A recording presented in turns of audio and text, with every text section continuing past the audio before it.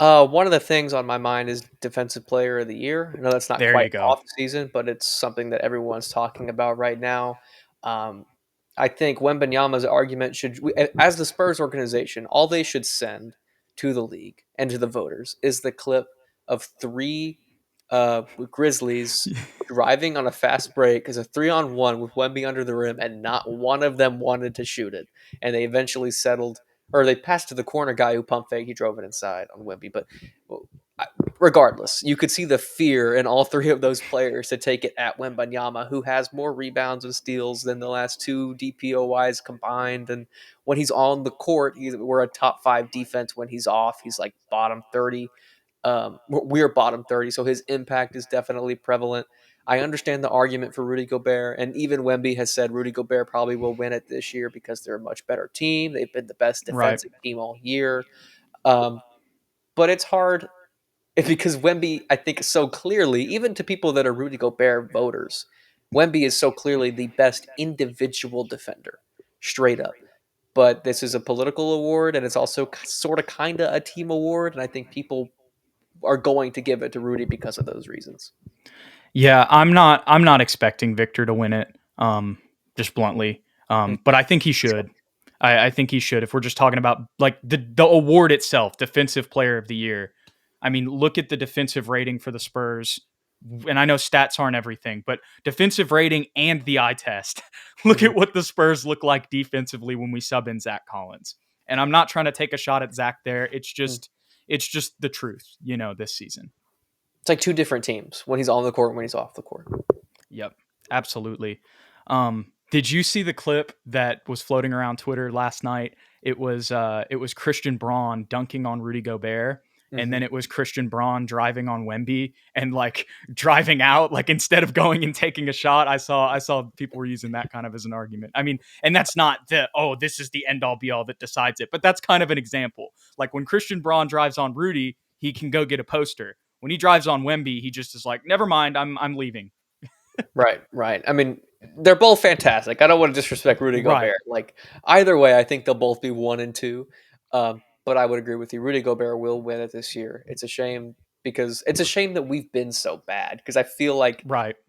as a team, we probably I say we're not on the team. As a team, they let Wembanyama down a little bit by not being better and not giving him a better argument for winning. But Brian Windhorst, God bless him, is doing everything in his power to make people vote for Victor Wembanyama.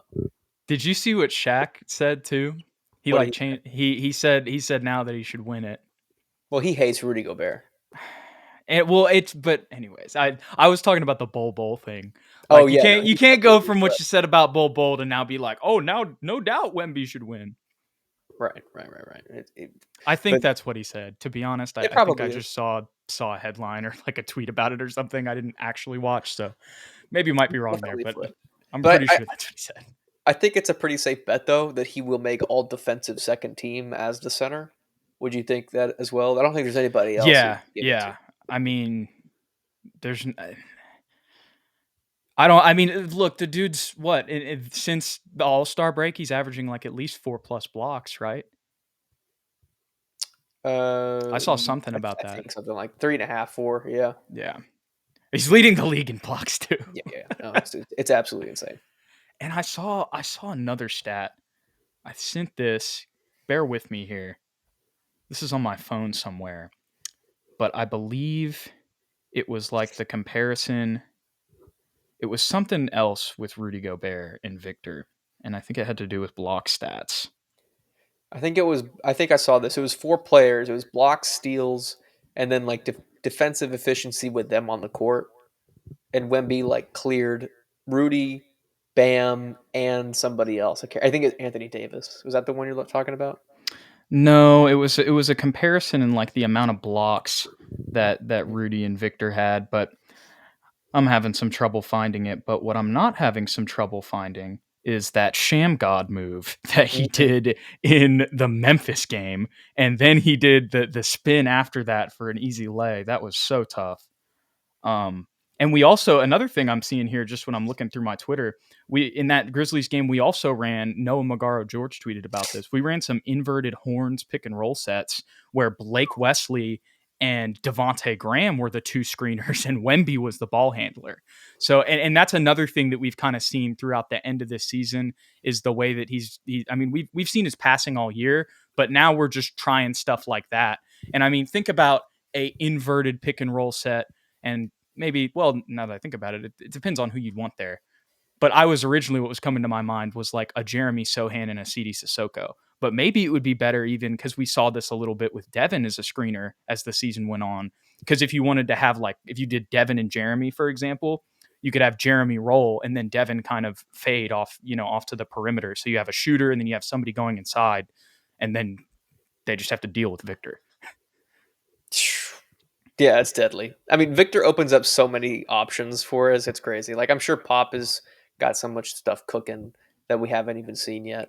Um, and the amount of layups guys are getting recently in pick and roll situations with Wemby, because there's just three dudes on Wembanyama, so they Mm-hmm. have wide open layups. That's another reason OKC was so rough. Because why?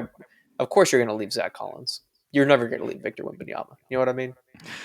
I totally get what you mean, Ethan. Oh my, I felt bad about saying that earlier, but it's just really we've seen it all year long. It's just night and day. The Spurs will get off to a hot start. They might even be leading by double digits, and then Victor gets subbed out, and then by the time he's back in, it's like an 8 to 10 point deficit. Right. Ugh. Shame. I found it, Ethan. This was the original one. Games with 5+ blocks this season.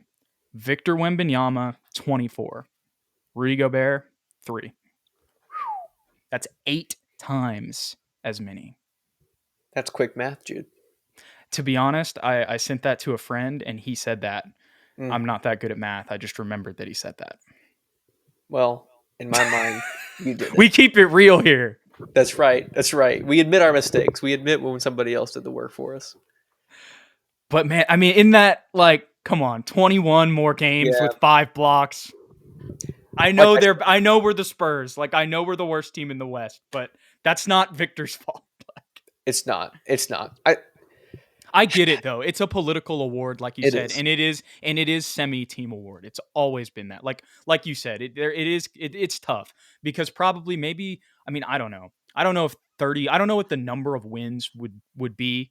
To get him into that conversation to where he would be like the favorite. I'm not Right. exactly sure what that number would be, but maybe even like probably I'm thinking about it. It might need to be like less than 50 losses, if I'm being honest. And I don't know if that's realistic, I but think it might even be more so just the team itself being a top 10 defensive team, and then he has the argument. Because I if see we're what you're what saying. what are we in general? Like 28th? Like, we're bottom 5. Like, even with his rating being so high, Hmm. like, we're still awful because when he's not on the court, it's just so bad. So that has really dragged down our team stats, which sucks. Yeah, and that's where that gets into the team defense conversation. That's really what it has to do with, and that's why, as much as it's Dom Beasy, and Dom Beasy is not, an all star either. We're not trying to say that about any of these guys that we're talking about necessarily, at least as of right now. Of course, Victor, but that's a different story. But like, that's why it's like we're holding him out. It's just full tank. Hmm. We already knew that, but it's just it, that's the biggest, like, if there's one thing that really, like, as we're here at the end of the season, the thing that sticks out to me is like the biggest thing the team needs to work on is team defense, Oh, absolutely. especially when he's off the floor. Absolutely. I think there's just too many guys that individually aren't very good off the bench, to be frank, on defense.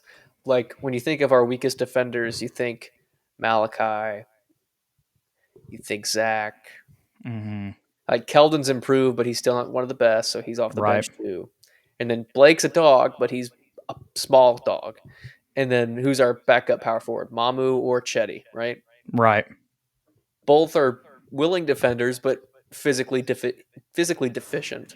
So it's like, yeah, no kidding, our bench defense sucks. Like, all of our great defenders or good defenders are in the starting lineup.